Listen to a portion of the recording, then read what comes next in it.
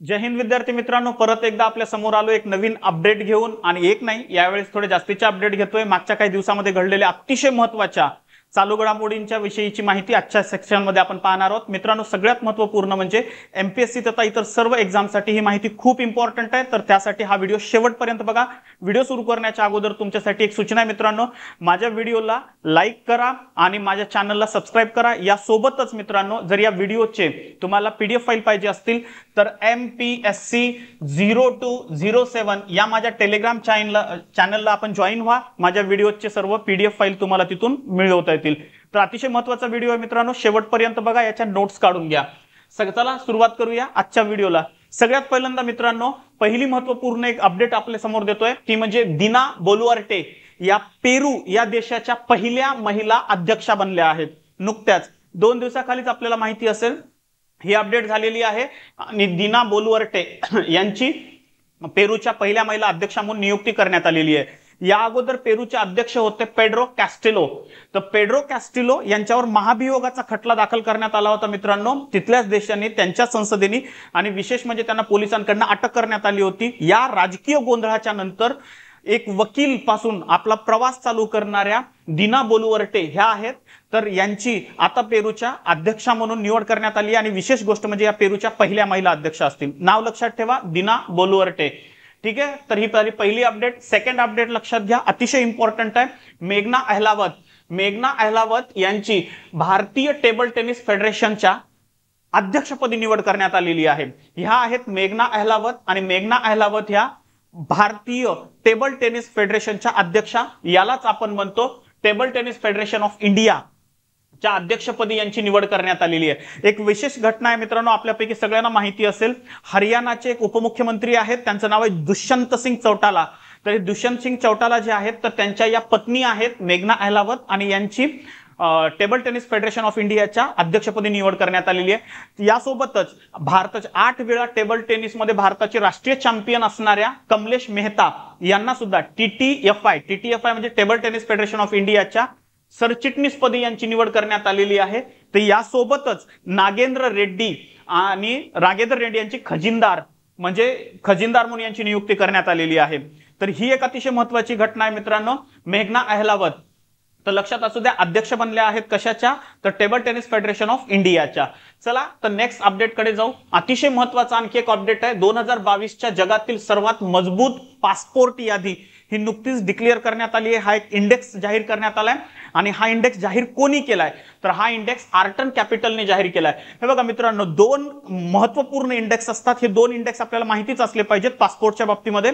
पहिला index Henley passport index म्हणून येतो, आणि हा दुसरा एक इंडेक्स आहे तो म्हणजे आर्टन कॅपिटल. तर ह्या दोन्ही इंडेक्समध्ये यावेळेस आता दोन्ही इंडेक्स जाहीर झालेले आहेत. सध्या आजच्या लेक्चरमध्ये आपण आर्टन कॅपिटल्स मध्ये जे काही इंडेक्स डिक्लेअर केलेला आहे पासपोर्टच्या संदर्भात, की कोणत्या देशाचा पासपोर्ट हा स्ट्रॉंग असतो, कोणत्या देशाचा पासपोर्ट हा वीक असतो. पासपोर्ट वीक म्हणजे काय आणि स्ट्रॉंग म्हणजे काय, तर मित्रांनो, पासपोर्ट स्ट्रॉंगचा अर्थ होतो की त्या देशातील व्यक्तीला इतर किती देशामध्ये सरळ प्रवेश दिला जातो, विजा दिला जातो, किंवा विजा ऑन अरायव्हल दिलं जातं, उतरल्यानंतर तुम्हाला विजा मिळत असतो. तर जेवढ्या जास्त देशामध्ये, सपोज मी भारतीय आहे, तर मला जगातल्या इतर किती देशामध्ये, माझ्याकडे भारतीय पासपोर्ट असेल तर मला जगातल्या इतर किती देशामध्ये सरळ विजा दिला जाईल किंवा विजा ऑन अरायव्हल दिलं जाईल, असा त्याचा मिनिंग आहे. जेवढ्या जास्त देशांनी तुमच्या देशाच्या पासपोर्टला विजा किंवा विजा ऑन अरायव्हल दिलं, तेवढा आपल्या देशाचा पासपोर्ट हा काय मानला जातो, स्ट्रॉंग मानला जातो.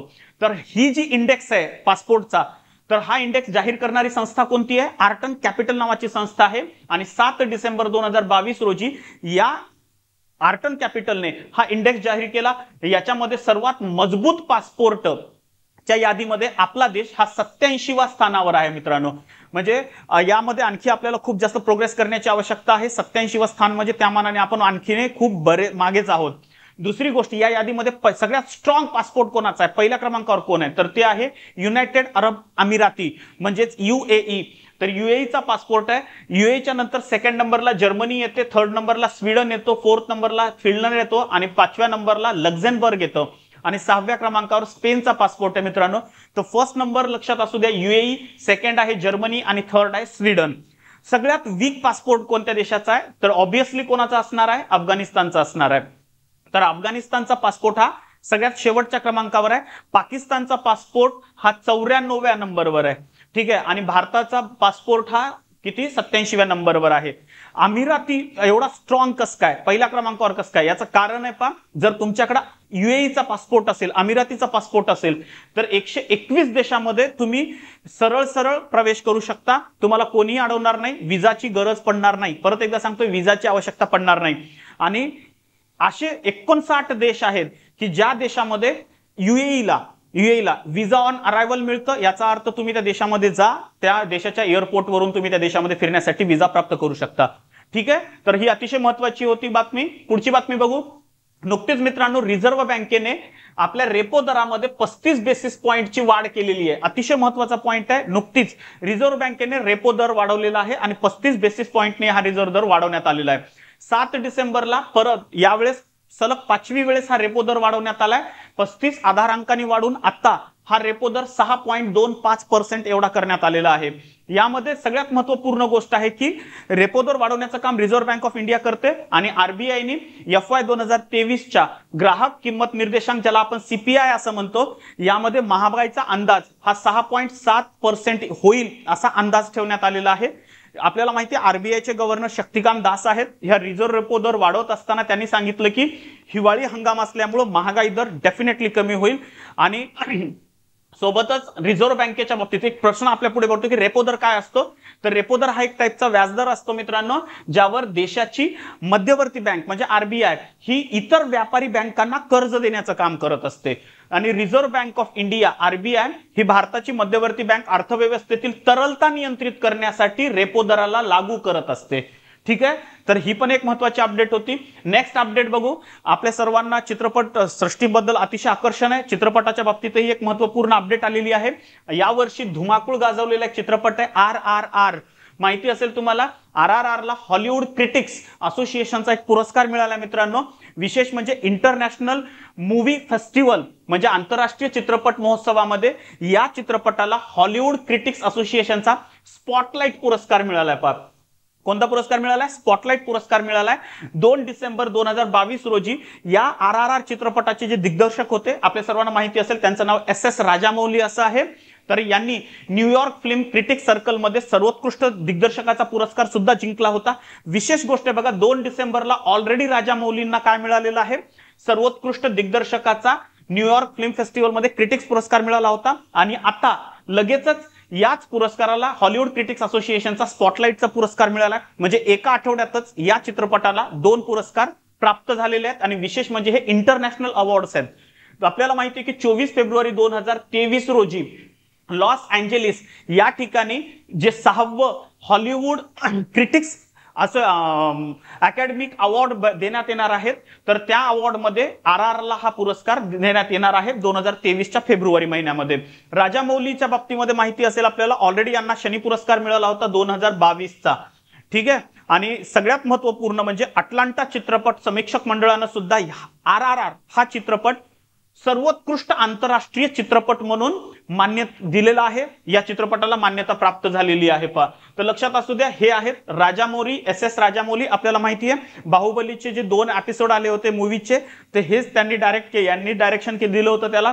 आणि या जे RRR चित्रपट आहे त्याचे पण दिग्दर्शक त्यांनीच आहे, डायरेक्टर त्यांनीच आहेत. या चित्रपटामध्ये आपल्याला माहिती आहे की हे आहेत ते म्हणजे रामचरण, एक साऊथचे अतिशय मोठे सुपरस्टार आहेत. आणि या चित्रपटामध्ये आणखी एक सुपरस्टार यांनी काम केलं होतं, त्यांचं नाव आहे ज्युनियर NTR. तर अतिशय महत्वपूर्ण अपडेट. चला नेक्स्ट अपडेट कडे बघू. ऑक्सफर्डचा 2022 सालचा एक नवीन शब्द बनलेला आहे. पहा, त्या शब्दाचं नाव आहे ग्लॉबिन मोड. तर ग्लॉबिन मोड नावाचा जो शब्द आहे, गॉब्लिन मोड, तर ह्या गॉब्लिन मोडला सर्वात जास्त मतं मिळालेली आहेत. आणि हा शब्द 2022चा शब्द म्हणून निवड करण्यात आलेली आहे. आता लक्षात असू द्या, या पहिल्यांदाच असं घडलेलं आहे की Oxford world of the year म्हणून हा शब्द मान्य करण्यात आलाय. ठीक आहे, Oxford world of the year कोणता शब्द आहे? गॉब्लिन मोड. दुसरी गोष्ट लक्षात असू द्या की गॉब्लिन मोड हा जो आहे याला सर्वात जास्त मतं मिळाली, त्यामुळे हा 2022 सालचा ऑक्सफर्डचा हा वर्षाचा शब्द बनला आहे. याच्यामध्ये एकूण 3 शब्दांना पहिल्यांदा 3 क्रमांकावर हे शब्द होते, त्याच्यामध्ये मतं घेण्यात आली आणि जवळपास 3 लाख लोकांनी यावर मतदान केलं आणि या 3 लाख लोकांनी पहिली पसंती म्हणून गॉब्लिन मोल्डची निवड केलेली आहे, या शब्दाची निवड केली आहे. दुसऱ्या क्रमांकावर कोणता शब्द राहिला तर तो आहे मेटावर्स. आणि तिसऱ्या क्रमांकावर राहिलेला शब्द आहे आय स्टँड विथ. तर आय स्टँड विथ हा तिसऱ्या क्रमांकावरचा शब्द आहे. पहिला एक बेसिक प्रश्न आपल्या सगळ्यांच्या पुढे येतो की गॉब्लिन मोड म्हणजे नेमकं काय आहे. तर लक्षात असू द्या, हा एक प्रकारचा अपशब्द आहे आणि अशा वर्तनाचं वर्णन करणारा शब्द आहे. हे एक वर्तन आहे. एखादा व्यक्ती जर असं वर्तन करत असेल तर त्या व्यक्तीचं वर्णन करणारा हा शब्द आहे. मग कसं वर्णन की बिनधास्तपणे स्वार्थी, आळशी किंवा लोभी असणाऱ्या व्यक्तीच्या वर्तनाचं वर्णन करणारा हा शब्द आहे. ठीक आहे, म्हणजे अशा शब्दालाच, या शब्दालाच म्हणजे गॉब्लिन मोल्डलाच काय देण्यात आलेलं आहे, Oxford word of the year हे नाव देण्यात आलेलं आहे. पुढची अपडेट घेऊ मित्रांनो. नुकतेच केंद्र सरकारने 21 ग्रीनफील्ड विमानतळांना मंजुरी दिलेली आहे. तर अतिशय महत्वाची अपडेट आहे. 21. सगळ्यात बेसिक प्रश्न येतो की ग्रीनफील्ड विमानतळ काय असतात. तर लक्षात असू द्या, ग्रीनफील्ड विमानतळ हा एक अशा पद्धतीचं विमानतळ असतं जे अविकसित जमिनीवर, म्हणजे जिथे शेती वगैरे केली जात नाही अशा जमिनीवर विमानतळ उभारलं जातं. आणि या अगोदर अशा जमिनीवर कुठलंही काम झालेलं नाही, अशा जमिनीवर शेती होत नसलेल्या जमिनीवर अशी विमानतळ तयार केली जातात. विशेष आहे की आता जी काही इम्पॉर्टंट विमानतळ आहेत तर त्याच्या जवळच हे विमानतळ तयार केलं जातं, ज्यामुळे इंटरनॅशनल विमानतळांवर होणारी जी गर्दी आहे ती गर्दी कमी होण्यास मदत होते. तर एक प्रकारे आपण म्हणू की एक पॅरलल पण छोट्या साईजचं विमानतळ आहे आणि त्या शहराच्या मेन विमानतळाच्या जवळच हे विमानतळ असतं. विशेष गोष्ट अशी असते का गर्दी कमी करण्यासाठी हे विमानतळ तयार केलेलं असतं. ठीक आहे, यामध्ये हे विमानतळ बांधताना पर्यावरणाचा विशेष विचार केला जातो आणि पर्यावरणाच्या प्रभावाचा विशेष विचार केल्याच्यामुळेच या विमानतळांना ग्रीनफील्ड विमानतळ असं नाव देण्यात आलेलं आहे. विशेष गोष्ट आहे पा, ग्रीनफील्ड विमानतळ बांधायची कोणी, तर यासाठी एक विशेष धोरण भारत सरकारने तयार केलं होतं 2008 मध्ये. याला ग्रीनफील्ड विमानतळ धोरण असं म्हणतात आणि या धोरणाच्या अंतर्गतच भारतामध्ये ग्रीनफील्ड विमानतळ ही बांधली जात आहेत. सध्या 21 विमानतळापैकी 9 विमानतळांचं काम हे कंप्लीट झालेलं आहे. हे 9 विमानतळ कोणते आहेत, पहिली गोष्ट लक्षात असू द्या, महाराष्ट्रातले यातले 2 विमानतळ आहेत. एक म्हणजे सिंधुदुर्गचा विमानतळ आणि दुसरं म्हणजे शिर्डीचं विमानतळ. हे दोन्ही ग्रीनफील्ड विमानतळ तयार झालेली आहेत. इतर भारतातली विमानतळ कोणती आहेत, कन्नूर आहे, दुर्गापूर आहे, प्योंगयांग आहे, कलबुर्गी कर्नाटक मधलं आहे, त्यानंतर ओरवाकल आहे ज्याला आपण कर्नूल म्हणतो, आणि कुशीनगर आहे, सोबत डोनी, पोलो, इटानगर ही इतर विमानतळ आहेत जी आता ऍक्टिव्ह झालेली आहेत. ओके, तर हे लक्षात असू द्या, महत्वाची अपडेट आहे. नेक्स्ट अतिशय इम्पॉर्टंट इंटरनॅशनल एक अपडेट आहे पहा मित्रांनो, ती म्हणजे स्पेस एक्सच्या बाबतीत. आपल्याला माहिती आहे की स्पेस एक्स ही एलॉन मस्क यांची एक कंपनी आहे आणि ही एक प्रायव्हेट कंपनी आहे. नासा ही अमेरिकेची कंपनी, पण अमेरिकेच्या सरकारची कंपनी नासा आहे. एक अमेरिकेतील उद्योगपती आहेत ज्यांचं नाव आहे एलॉन मस्क, तर यांची स्वतःची एक कंपनी आहे जिचं नाव आहे स्पेस एक्स. तर या स्पेस एक्स आता 2023 मध्ये डोगे 1 नावाचं मिशन लॉन्च करणार आहे आणि सगळ्यात महत्वपूर्ण गोष्ट आहे की हे मिशन चंद्रावर असेल. म्हणजे डोगे 1 मिशन हे चंद्रावर पाठवलं जाणार आहे. आणि वैशिष्ट्यपूर्ण गोष्ट आहे की फाल्कन 9 नावाचं रॉकेट आहे मित्रांनो, त्या रॉकेटवरून 2023च्या पहिल्या तिमाहीमध्ये हा उपग्रह प्रक्षेपित केला जाईल. डोगे 1 नावाचा उपग्रह कुठं प्रक्षेपित केला जाणार आहे, चंद्रावर. असं झालं तर हे जगासाठी एक रिव्हॉल्युशनरी घटना असेल. आतापर्यंत कुठल्याही प्रायव्हेट कंपनीला चंद्रावर आपला उपग्रह पाठवता आला नाही. खूप बोटावर मोजणाऱ्याच काही कंपन्या आहेत, जसं इस्रो असेल, नासा असेल, तर यासारख्या कंपन्यांनी किंवा रॉसमॉस्कॉस असेल यासारख्या कंपन्यांनीच आतापर्यंत आपली उपग्रह पाठवलीत. पण या सगळ्याच्या सगळ्या कंपन्या मित्रांनो गव्हर्नमेंट बॅक्ड आहेत. डोगे 1 हे जे उपग्रह पाठवला जाणार आहे तो स्पेस एक्स द्वारे पाठवला जाणार आहे आणि स्पेस एक्स ही एक खासगी कंपनी आहे, प्रायव्हेट कंपनी आहे एलॉन मस्क यांची. तर एका खासगी कंपनीद्वारे पाठवला जाणारा हा अतिशय महत्वपूर्ण उपग्रह आहे. दुसरी गोष्ट लक्षात ठेवायची, या उपग्रहाचा संपूर्ण कंट्रोल ही एक कॅनेडियन कंपनी करत आहे जिचं नाव आहे जिओमेट्रिक एनर्जी कॉर्पोरेशन, याला जीईसी या शॉर्ट नावाने ओळखलं जातं. आणि फाल्कन 9 रॉकेटद्वारे हा डोगे 1 उपग्रह काय केला जाणार आहे, लॉन्च केला जाणार आहे चंद्रावर. तर हे पण एक महत्वपूर्ण लक्षात अपडेट राहणार आहे. दुसरी गोष्ट लक्षात असू द्या की हे उपग्रह काम काय करणार आहे, तर अंतराळातील पहिले क्रिप्टो आणि अंतराळातील पहिले मीम बनवण्याचं काम हा उपग्रह करणार आहे. लक्षामध्ये तर बाकी काही लक्षात असो नसो, डोगे 1 हे उपग्रहाचं नाव लक्षात ठेवा आणि हा उपग्रह पाठवणारी एक खासगी कंपनी आहे तिचं नाव आहे स्पेस एक्स, हे एक नाव लक्षात ठेवा. स्पेस एक्सच्या बाबतीत माहिती असेल आपल्याला, याचे संस्थापक आहेत आणि किंवा सीईओ आहेत एलॉन मस्क. अतिशय गाजलेलं नाव आहे, जगातील श्रीमंत व्यक्ती आहेत. स्पेस एक्सची स्थापना 2002 मध्ये करण्यात आली होती आणि त्याचं हेड ऑफिस मुख्यालय आहे कॅलिफोर्निया USA म्हणजे युनायटेड स्टेट्स ऑफ अमेरिकामध्ये आहे. ठीक आहे. नंतर एक अपडेट आपण पाहून घेऊ, ती अपडेट आहे शकूर राथर. शकूर राथर यांचं एक नवीन पुस्तक आत्ताच पब्लिश करण्यात आले. पहा, त्या पुस्तकाचं नाव आहे life in the clock tower valley. हे शकूर राथर यांनी लिहिलेलं पुस्तक आहे. शकूर राथर कोण आहेत तर पीटीआयचे पत्रकार आहेत. पीटीआय म्हणजे काय, प्रेस ट्रस्ट ऑफ इंडिया. तर या प्रेस ट्रस्ट ऑफ इंडियाचे हे पत्रकार आहेत आणि त्यांचं एक पुस्तक नुकतंच पब्लिश करण्यात आले life in the clock tower valley नावानं. हे पुस्तक कशासाठी संदर्भात आहे, पहिली गोष्ट समजून घेऊ की हे पुस्तक कोणी पब्लिश केलंय तर स्पीकिंग टायगर नावाची एक पब्लिशर कंपनी आहे, प्रकाशन कंपनी आहे. तर त्या कंपनीद्वारे हे पुस्तक पब्लिश करण्यात आले life in the clock tower valley नावाचं पुस्तक. हे पुस्तक कशाचा विचार करतं तर काश्मीरचा विचार या पुस्तकामध्ये लिहिण्यात आलाय. काश्मीरचा भूतकाळ, काश्मीरचा आत्ता वर्तमानातील अवस्था आणि काश्मीरचं भविष्य काय असेल या संदर्भातले विचार या पुस्तकामध्ये लेखकांनी म्हणजेच शकूर राथर यांनी लिहिलेले आहेत. तर लक्षात असू द्या, life in the clock tower valley हे पुस्तक शकूर राथर यांनी लिहिलेलं आहे.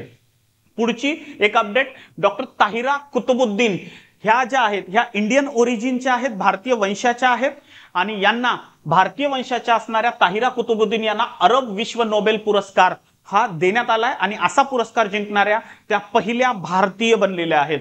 वैशिष्ट्य इंडियन ओरिजिन आहेत. मग कुठं जन्मल्या होत्या तर मुंबईमध्ये यांचा जन्म होता आणि शिकागो युनिव्हर्सिटीमध्ये सध्या त्या प्राध्यापक म्हणून काम करतायत. अरबी साहित्याचे प्राध्यापक म्हणून त्या सध्या तिथं काम करत आहेत. तर यांना हा पुरस्कार हा देण्यात आलेला आहे आणि विशेष गोष्ट आहे पहा, असा पुरस्कार जिंकणाऱ्या त्या फर्स्ट इंडियन ओरिजिन वुमन आहेत, लेडीज आहेत. विशेष गोष्ट या पुरस्काराचं वैशिष्ट्य काय तर अरब जगतामध्ये म्हणजे गल्फ कंट्रीजमध्ये हा पुरस्कार एक प्रति नोबेल पुरस्कार म्हणून ओळखला जातो. तो एवढ्या वरच्या दर्जाचा पुरस्कार आहे. अरब कंट्री मधला नोबेल पुरस्कार असं या पुरस्काराला म्हटलं जातं. आणि सगळ्यात महत्वपूर्ण म्हणजे हा पुरस्कार ज्या ताहिरा कुतुबुद्दीन ऐबकांना देण्यात आलाय, कुतुबुद्दीन यांना देण्यात आलेला आहे. तर त्यांना हा पुरस्कार कोणत्या पुस्तकासाठी दिलाय तर त्यांनी लिहिलेलं पुस्तक आहे अरबी ओरेशन आर्ट अँड फंक्शन. या पुस्तकासाठी त्यांना हा पुरस्कार देण्यात आलाय. अरबी ओरेशन आर्ट अँड फंक्शन हे पुस्तक आहे. या पुस्तकासाठी त्यांना कोणता पुरस्कार मिळालाय, अरब विश्व नोबेल पुरस्कार देण्यात आलेला आहे. आता प्रश्न येतो की या पुस्तकात काय आहे तर लक्षात असू द्या, इतिहासातल्या 7व्या आणि 8व्या शतकामध्ये ज्या काही मौखिक काळातील ज्या घटना आहेत त्या घटनांवर हे पुस्तक प्रकाश टाकतं आणि त्या काळातल्या आधुनिक काळातल्या प्रवचनावर आणि व्याख्यानावरही या पुस्तक चर्चा करतं. म्हणजे इतिहास 6व्या-7व्या शतकातला आणि आत्ताचं वर्तमान या दोघांच्या दरम्यानचा जे काही इंटरॅक्शन्स आहेत त्या इंटरॅक्शन्सवर लेखिकेनं आपले मतं मांडलेली आहेत या पुस्तकात आणि याच पुस्तकाला हा अरब विश्व नोबेल पुरस्कार देण्यात आलेला आहे. ठीक आहे. तर नेक्स्ट अपडेट बघू आपण. नागपूर मेट्रो महाराष्ट्रीयांसाठी अतिशय गर्वाची बाब आहे मित्रांनो. नागपूर मेट्रोला Guinness book of world record मध्ये स्थान देण्यात आलंय. आता मेट्रोला स्थान का देण्यात आलंय याचं एक कारण आहे पहा. आपल्याला माहिती आहे की नागपूरमध्ये वर्धा रोड या ठिकाणी 3.14 किलोमीटरचा, जास्त नाहीये पण 3.14 किलोमीटरचा जगातील सर्वाधिक लांबीचा हा डबल डेकर वाया डक्ट मेट्रो बांधण्यात आलेला आहे आणि कमीत कमी काळामध्ये हा मेट्रो हा ट्रिपल लेअरचा 3 लेअर असणारा 3 पदरी म्हणजे ट्रिपल डेकरचा हा मेट्रोचा भाग कंप्लीट करण्यात आलेला आहे आणि हा कमीत कमी वेळात कंप्लीट केलाय. परिणामता Guinness book of world record मध्ये याला स्थान देण्यात आलंय. गिनीज बुकचे जे जज होते त्यांचं नाव होतं ऋषीनाथ. ते आणि महामेट्रोचे जे काही व्यवस्थापकीय संचालक आहेत ब्रजेश दीक्षित, तर ह्या दोघांना या बाबतीतलं सर्टिफिकेट देण्यात आलेलं आहे आणि नागपूर मेट्रोचा Guinness book of world record मध्ये समावेश करण्यात आलेला आहे. विशेष गोष्ट आहे, ऑलरेडी नागपूर मेट्रोचे जे काम झालं 3.14 किलोमीटरचं कमीत कमी वेळामध्ये जे काम कंप्लीट करण्यात आलं 3 लेअरचं, त्याचं नाव ऑलरेडी आशिया बुक ऑफ रेकॉर्ड्स मध्ये घेण्यात आलं होतं. इंडिया बुक ऑफ रेकॉर्ड्स मध्ये सुद्धा त्याला जागा मिळाली होती. इतका लांब डबल डेकर वाया डक्ट जगातल्या कुठल्याही देशामध्ये बांधण्यात आलेला नव्हता. हे काम अतिशय आव्हानात्मक होतं परंतु नागपूर मेट्रोने हे काम पूर्ण केलंय आणि विशेष म्हणजे किमान वेळेमध्ये हे काम कंप्लीट करण्यात आलेलं आहे. तर त्यामुळं हा 3 पदरी रस्त्याला या 3 पदरी रस्त्याची Guinness book of world record मध्ये नोंद घेण्यात आली आहे. मित्रांनो हा रस्ता तुम्ही इथं बघू शकताय बघा. वरच्या भागामध्ये मेट्रोचं काम असेल, या वरच्या भागामध्ये मेट्रो असेल, मध्यंतरीच्या भागामध्ये हा हायवे असेल आणि हा असेल तो नागपूरचा मूळ रस्ता. तर एकंदरीत एकावर एक असे 3 रस्ते आहेत. इथं 1 आहे, इथं 2 आहे आणि इथं 3 आहे. तो वर मेट्रोसाठी आहे, नंतर आहे ते हायवे आणि त्याच्या खाली असेल ते नागपूरचा मूळ रस्ता. ठीक आहे, तर लक्षात असू द्या नागपूर मेट्रोची Guinness book of world record मध्ये नोंद झाली आहे. आणखी एक इम्पॉर्टंट अपडेट आहे महाराष्ट्राच्या बाबतीमध्ये, दिव्यांगासाठी स्वतंत्र मंत्रालय स्थापन करणारं महाराष्ट्र हे भारतातलं पहिलं राज्य बनलंय. पहा, आपल्याला माहिती आहे की नुकतंच 3 डिसेंबरला दिव्यांग दिन हा आंतरराष्ट्रीय दिव्यांग दिन हा पार पडला होता आणि या दिवसाचं औचित्य साधून महाराष्ट्राचे मुख्यमंत्री एकनाथ शिंदे यांनी 3 डिसेंबरलाच महाराष्ट्रामध्ये नवीन दिव्यांगासाठीचा एक स्वतंत्र विभाग स्थापन केलेला आहे आणि अशी घोषणा त्यांनी या अंतर्गत केलेली आहे. विशेष गोष्ट आहे की इथं सचिव दर्जाचे अधिकारी असतील, यांची सचिव दर्जाचे अधिकारी याविषयीची धोरणं स्वीकारतील. दिव्यांगांच्या अडचणी असतील त्या अडचणी दूर करण्यासाठी काय पावलं उचलावीत याविषयीची चर्चा इथं घेतली जाईल. विशेष म्हणजे ही चर्चा होत असताना दिव्यांगाची मतं जाणून घेतली जातील. आपल्याला माहिती आहे की 3 डिसेंबर हा जागतिक दिव्यांग दिन हा साजरा केला जातो आणि 1992 पासून युनो म्हणजे युनायटेड नेशन, ज्याला आपण संयुक्त राष्ट्रसंघ म्हणतो, संयुक्त राष्ट्रसंघाद्वारे 1992 पासून 3 डिसेंबर हा दिवस जागतिक दिव्यांग दिन म्हणून पाळला जात असतो. सामान्य लोकांमध्ये दिव्यांगाच्या बाबतीमध्ये जागृती व्हावी याकरता हा दिवस पाळला जातो. पहा मित्रांनो, ठीक आहे, तर हे पण इम्पॉर्टंट आहे. आणि लास्ट अपडेट आपण घेऊन येतोय, हे अपडेट आहे HAL, ज्याला हाल म्हणतात आणि बेल म्हणतात, या 2 भारतीय कंपन्यांचा समावेश जगातल्या टॉप 100 संरक्षण कंपन्यांच्या यादीत करण्यात आलेला आहे. आपल्यासाठी अतिशय महत्त्वाची बाब आहे. याचा अर्थ असा आहे की भारतामध्ये सुद्धा अशा कंपन्या आहेत ज्या खूप जास्त डिफेन्सचे जे काही प्रोडक्ट आहेत ते इतर देशांना काय करत आहेत, एक्सपोर्ट करत आहेत, निर्यात करत आहेत. ही एक अभिमानाची बाब आहे. आणि भारतातल्या अशा 2 सरकारी कंपन्या आहेत, हाल आणि बेल, तर या दोन्ही कंपन्यांचा जगातल्या टॉप 100 कंपन्यांच्या यादीमध्ये समाविष्ट करण्यात आलेला आहे. विशेष गोष्ट लक्षात ठेवा मित्रांनो, हे सगळ्यात महत्त्वपूर्ण म्हणजे सगळं कशामुळे झालं असेल तर याच्यामध्ये खूप महत्त्वाचं काम आहे, ते म्हणजे मेक इन इंडिया प्रोजेक्टचं. तर मेक इन इंडिया प्रोजेक्ट अंतर्गत खूप जास्त डिफेन्स प्रोडक्ट आता भारतात तयार केली जात आहेत आणि आपण ती दुसऱ्या देशांना काय करतो, विकत आहोत मित्रांनो. तर हे एक लक्षात असू द्या, या जगातल्या 100 संरक्षण कंपन्यांमध्ये जी बेल आहे ही 63व्या क्रमांकावर आहे आणि 63 या कंपनीचं टोटल जे काही क्रेडिट आहे मित्रांनो ते आहे $5.1 बिलियन, 5.1 अब्ज डॉलर्स एवढं त्याचं टोटल मूल्यमापन आहे. आणि दुसरी जी कंपनी आहे हाल ही जगामध्ये 42व्या क्रमांकावर आहे. तर एकंदरीत लक्षात असू द्या, बेल 63व्या नंबरवर आणि हाल आहे ती 42व्या नंबरवर. तर हे अतिशय महत्त्वाची बाब आहे मित्रांनो. ठीक आहे, तर या ठिकाणी आपले हे संपूर्ण अपडेट जे नवीन होते ते संपलेले आहेत.